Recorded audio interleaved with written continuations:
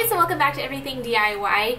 Recently when I was driving around, I started noticing that on transitions over large speed bumps that there was an obvious clunking noise coming from the front end of my speed. So after a bit of inspection, I started to notice that one of the front end links has a bit of play in the ball joint, and this is an obvious sign that it's going bad and needs to be changed. So today we're going to show you how to change the front end links in your car. We also did a video on rear end links if you're looking to see how to do that as well. Now, we went over this in our last video about rear end links, but we'll repeat it again. It's useful information. Some symptoms of bad end links are an obvious rattling or clunking sound, which usually presents itself while driving around corners or bumps. The sound will more often come from one or multiple sides where an end link may be failing. Another symptom of a bad end link can be the degradation of your car's handling ability. If you've noticed that the car has an unusual amount of oversteer or understeer, then it's a good time to inspect the end link for failure. When looking for end link failure, start by looking for broken shafts, bent pieces, or missing parts such as ball joints or securing nuts. If all that checks out, then remove the end link from the vehicle and check for excessive movement or play in the ball joints.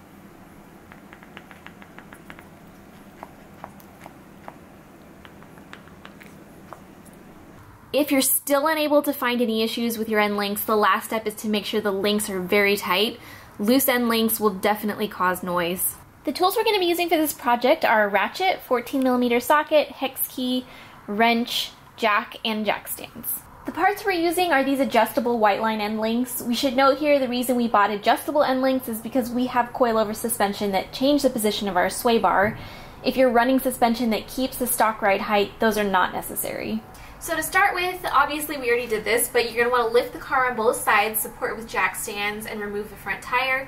You really do want to make sure that you lift it on both sides because it does remove any preload off of the end links. With the tires out of the way, you can now locate the end links that you plan on replacing here. To uninstall, start by removing the two 14mm nuts, securing the end links to the suspension. We have one here and one right back here.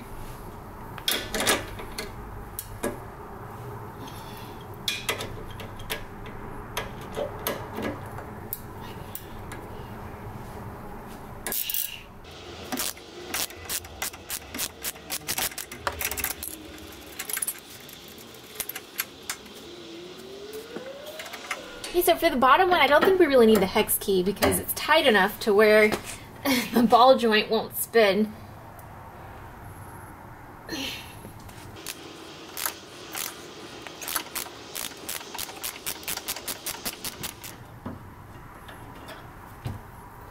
Now we're going to remove the top part of the end link first. You may need to use a pry bar to move the sway bar to see if you can maneuver it out of place just like that, and then the bottom will come out right after. Alright, so here's our new Whiteline end link. To reinstall, we're going to just put it right back through the top first. Put this in here. And then slip it into the bottom. If you need to, grab your pry tool again so that you can adjust it.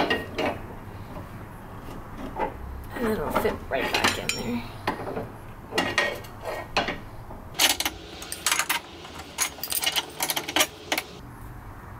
There we go. Now we can replace this wire holder. Okay, and then reutilize the bolts from the last end links. And the bottom.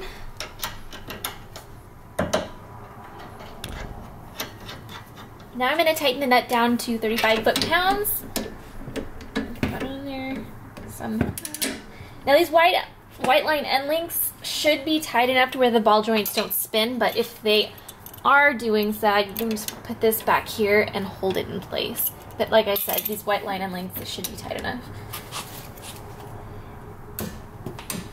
Torque wrench doesn't really fit back here, but I'm just going to tighten it down really hard. Get it back there.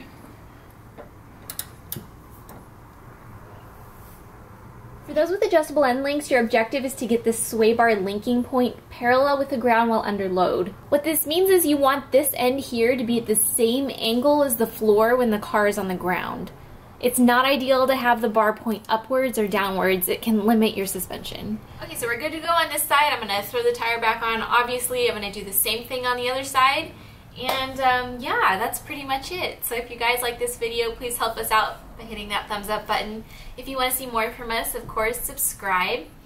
And if you have any questions or comments, please don't hesitate to leave them below. Don't forget to check out our rear end links video also, and we'll see you on our next one. Bye!